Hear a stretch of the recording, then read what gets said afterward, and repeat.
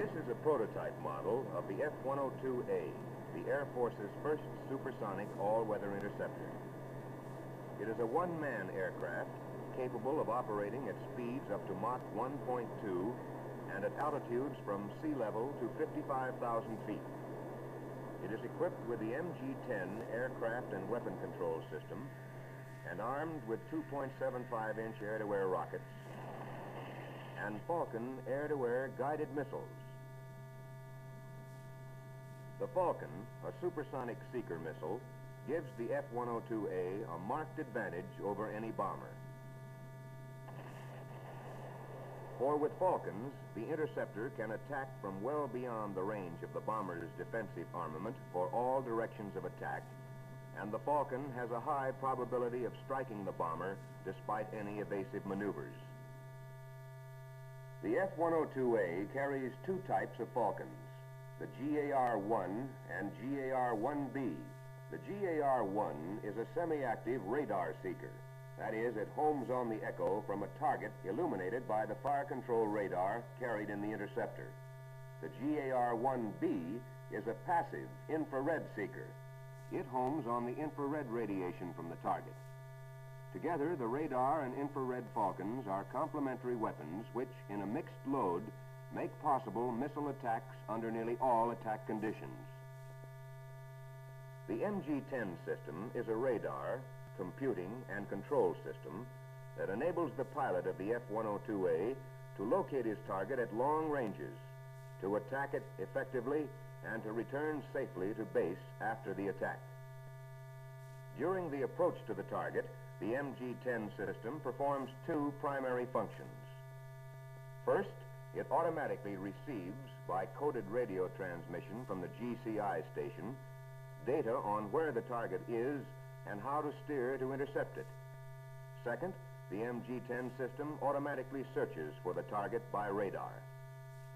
When the pilot has located the target and locked the MG-10 radar onto it, the MG-10 system automatically flies the interceptor on a correct attack course for the selected armament and fires the armament at the correct time. In addition to these primary functions, the MG-10 system has three types of secondary functions, which may be useful either during the approach to the target or the return to base. First, the system provides a mode of operation called snake for following another interceptor accurately and safely under conditions of poor visibility, or for approaching an unknown aircraft slowly from the rear so that it may be identified visually. Second, as an aid to navigation, the system's radar may be used for ground mapping or for taking fixes on radar navigational beacons. Third, the system's flight control equipment may be used to perform the pilot assist functions of maintaining the interceptor's bank attitude or heading and its pitch or altitude. Or it may be used for flying the interceptor automatically during ILS landing approaches to the point of flare-out.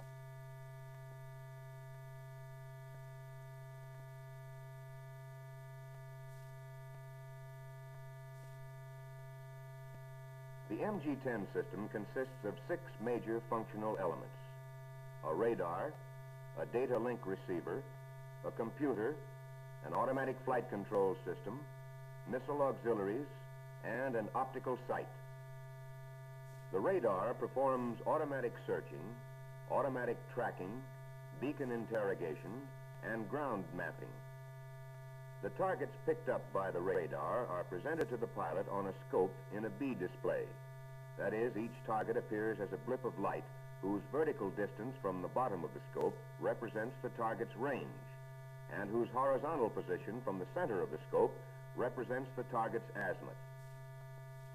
The data link receiver receives coded radio transmissions from the GCI station and automatically processes them for display to the pilot. An automatic data link has the advantage over the usual radio voice communications of having a large capacity, a high reliability of data transfer, and a low susceptibility to enemy countermeasures. The data received by the data link consists of target range and bearing, which are indicated on the radar display by a small target marker circle, heading for the interceptor to fly, which is indicated by the lateral position of a steering dot, time to go to destination, which is indicated by the diameter of a circle, and the target's altitude, which is indicated by a meter on the instrument panel. The computer performs the interceptor's fire control computation. Once the radar has been locked on the target to be attacked, it supplies the computer with the range, angular position, and angular rate of the target. The computer then computes steering instructions for directing the interceptor on the correct attack course for the selected armament and generates pre-launch sequencing and firing signals for the armament. The steering instructions are fed to the automatic flight control system and to the radar scope, where they are used to position the steering dot. The sequencing signals are fed to the missile auxiliaries. The automatic flight control system may or may not be used at the discretion of the pilot. It has three modes of operation: attack, pilot assist, and AILAS. In the attack mode, it steers the interceptor precisely in accordance with the steering signals generated by the computer. In the pilot assist mode, it maintains the attitude of the interceptor in accordance with the setting of controls in the cockpit. In the AILAS mode, the automatic flight control system flies the interceptor along the landing approach course in accordance with information received from the ILS receivers. The missile auxiliaries prepare the Falcon missiles for launching. Upon receiving sequencing signals from the computer, they supply pre-launch warm-up power, adjust the sensitivity of the missile's internal control systems for the altitude and closing rate of the particular attack, specify the target to the missiles, that is, make them look in the right direction to see the target, and in the case of the radar seeker missiles, synchronize the radar receivers in the missiles with the fire control radar. The optical sight is provided for use in the event that radar operation is impaired, which it might be as a result of enemy jamming or excessive ground clutter. The sight enables the pilot to make visual attacks with either his GAR-1B infrared seeker missiles or his rockets. The MG-10 system may be supplemented with an air-to-air IFF system called the APX 26 and 27 Fighter Identification System. If included, this equipment will enable the pilot to determine whether the targets displayed on the radar scope are friendly or enemy. Having seen what the MG-10 system consists of, let's take a quick look at the installation of a prototype system in a YF-102 aircraft.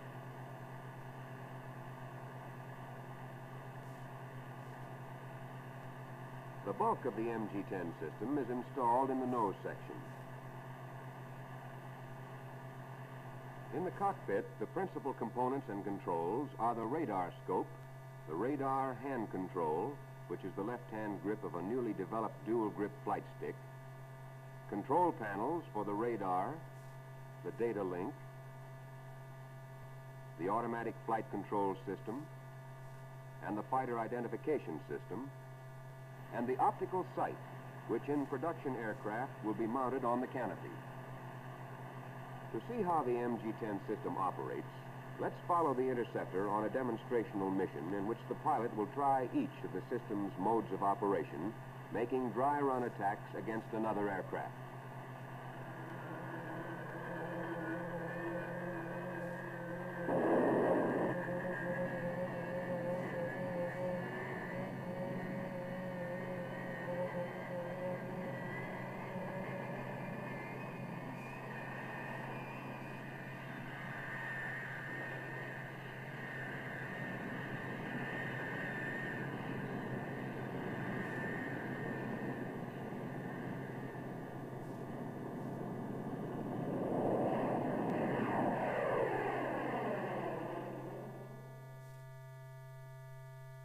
During the first part of this mission, the interceptor will be flown very much as it would be during a tactical mission. By means of the automatic data link, GCI will direct it onto a collision course with a moving offset point from which the interceptor can attack the target most effectively. When the interceptor reaches the offset point, GCI will direct it approximately onto a collision course with the target. The interceptor will follow this course until it picks up the target with its own radar. We're at altitude now, and the MG-10 radar is searching for the target.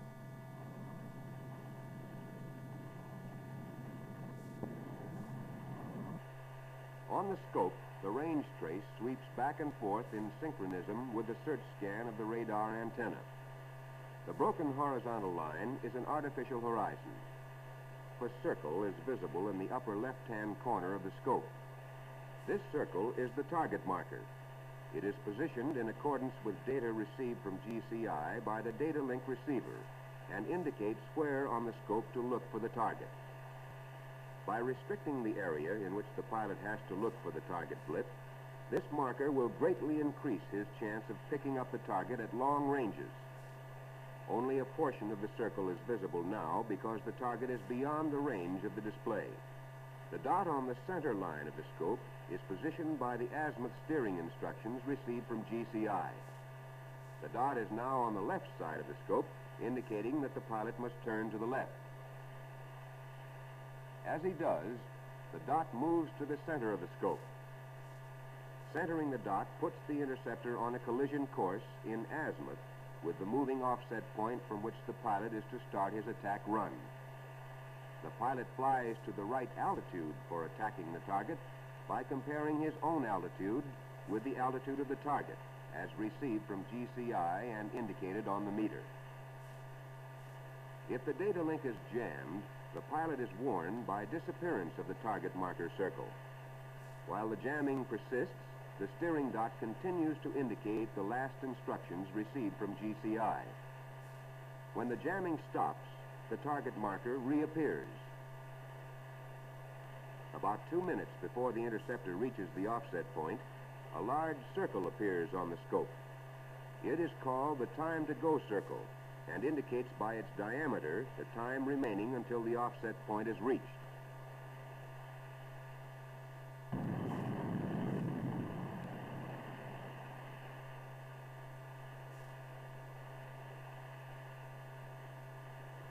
When the offset point is reached, the time to go circle disappears, and the dot moves out of the center of the scope, indicating that GCI is sending different heading information.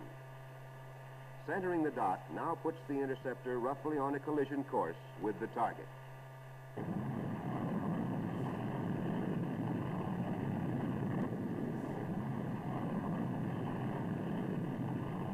To the right of the circle, a blip is beginning to appear. This is probably produced by the target's escort plane. Inside the circle, the target blip appears. For this demonstration, the escort plane has been equipped with a transponder for the fighter identification system, as all friendly aircraft normally would be, whereas the target has not. The pilot now interrogates both aircraft by pushing a switch. The blip to the right of the circle disappears, indicating that it is friendly. If the blips are weak or fading badly, the pilot can check the identification by pushing the identification switch in the opposite direction. Then, the blip from the friendly aircraft is intensified. At this point, the pilot would normally select his armament. The choice of armament depends on the loading of the interceptor. A typical loading might provide the pilot a choice for radar attacks of 3 radar missiles, or 3 infrared missiles, or all 6 missiles, or 24 rockets. For optical attacks, that is, attacks in which the optical sight is used, the pilot would have a choice of 3 infrared missiles or 24 rockets.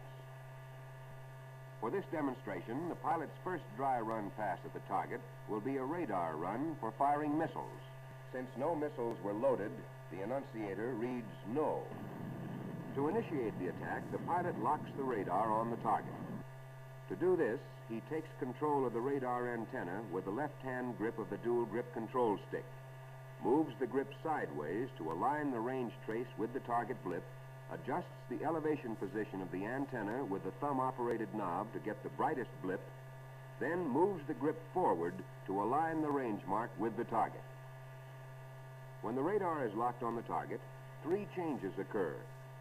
The target marker circle disappears, the steering dot moves out of the center of the scope, and two concentric circles appear. Centering the dot will now put the interceptor on a lead collision course with the target. The inner circle is a reference for centering the dot. The outer circle is a range circle. Once the target's range has reduced to 25,000 yards, the range circle will shrink so as to indicate by its radius the range of the target. The position of the gap in the range circle indicates closing rate, which is read in hundreds of knots from the scale on the rim of the display. At the time of lock-on, the pilot engages the automatic flight control system by releasing the control stick. The system then automatically steers the aircraft so as to center the steering dot. As the time to firing diminishes, the reference circle suddenly shrinks.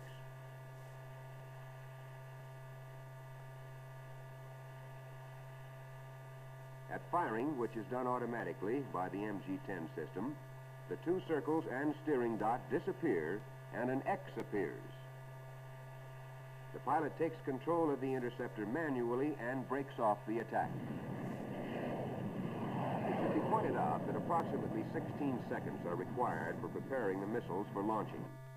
If the pilot has locked on so late that there is not time for this, he will get the pull-out signal without missile firing and must break off the attack and make another pass. The pilot will now make a radar run for rocket firing. The radar rocket attack is very similar to the radar missile attack. As soon as the radar has been locked on the target, the pilot releases the stick and the automatic flight control system takes over. Notice how rapidly the system brings the interceptor on course. The pilot monitors the system's performance by watching the scope display, and he can, at any time, take control himself merely by grabbing the stick. The pilot next will demonstrate the system's optical mode, first for firing infrared seeker missiles, then for firing rockets. For firing infrared missiles, the optical sight directs the pilot on a pure pursuit course. That is, the reticle of the optical sight remains centered. As soon as the pilot has located his target and gotten into position for attacking it, he partially depresses the trigger to a detent position. This starts the pre-launch preparation of the infrared missile. And when the target is centered and its wings fill the inner circle, the pilot depresses the trigger all the way to fire the missiles. For firing rockets, the optical sight directs the pilot on a lead pursuit course. The pilot flies to keep the reticle on the target, and in response to the turning of the interceptor, the reticle is displaced to indicate the correct lead angle. When the target's wings fill the outer circle, he fires the rockets. Now you have seen the MG-10 system in each of its primary modes of operation. On the way back to base, the pilot will demonstrate the system's secondary modes of operation. First, he will try snake operation. For this, he locks the radar on the aircraft to be followed, then steers to center the steering dot on the scope.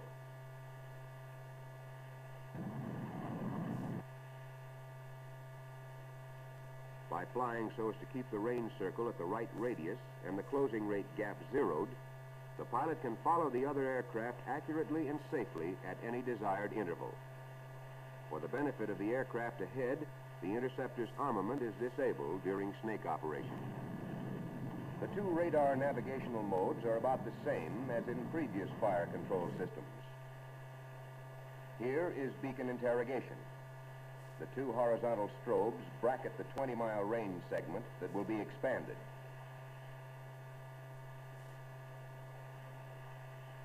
This is ground mapping.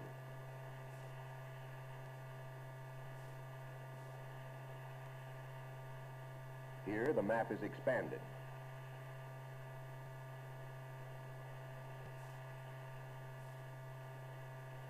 The pilot assist mode of automatic flight control is engaged whenever the pilot releases the flight stick, provided the flight control system is on and the radar is not locked on a target. When engaged, the system holds the interceptor in whatever bank and pitch attitude the interceptor was in when the pilot released the stick. If the pilot wishes, he can, by throwing a switch, cause the system to hold the interceptor's altitude instead of its pitch attitude.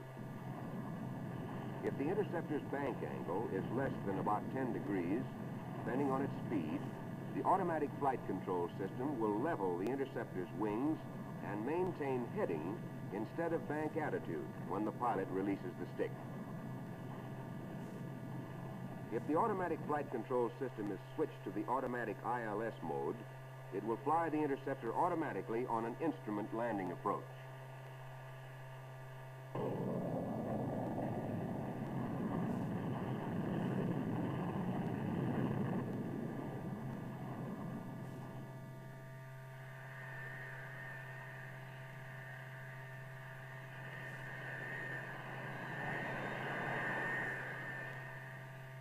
With its MG-10 system and its Falcon missiles, the F-102 will be a major weapon for air defense.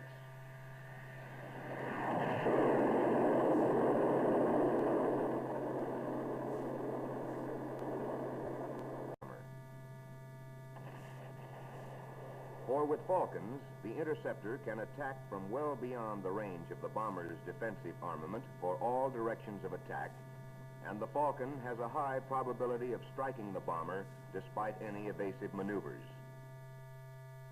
The F-102A carries two types of Falcons, the GAR-1 and GAR-1B. The GAR-1 is a semi-active radar seeker.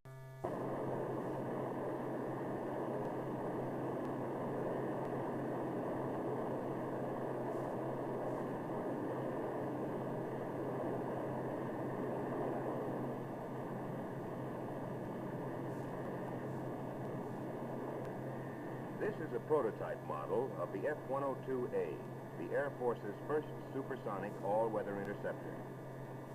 It is a one-man aircraft, capable. That is, it homes on the echo from a target illuminated by the fire control radar carried in the interceptor. The GAR-1B is a passive infrared seeker. It homes on the infrared radiation from the target. Together, the radar and infrared Falcons are complementary weapons which, in a mixed load, make possible missile attacks under nearly all attack conditions. The MG-10 system is a radar capable of operating at speeds up to Mach 1.2 and at altitudes from sea level to 55,000 feet. It is equipped with the MG-10 aircraft and weapon control system and armed with 2.75-inch air-to-air rockets and Falcon air-to-air guided missiles. The Falcon, a supersonic seeker missile, gives the F-102A a marked advantage over any bomb computing and control system that enables the pilot of the F-102A to locate his target at long ranges, to attack it effectively, and to return safely to base after the attack. During the approach to the target, the MG-10 system performs two primary functions. First, it automatically receives, by coded radio transmission from the GCI station,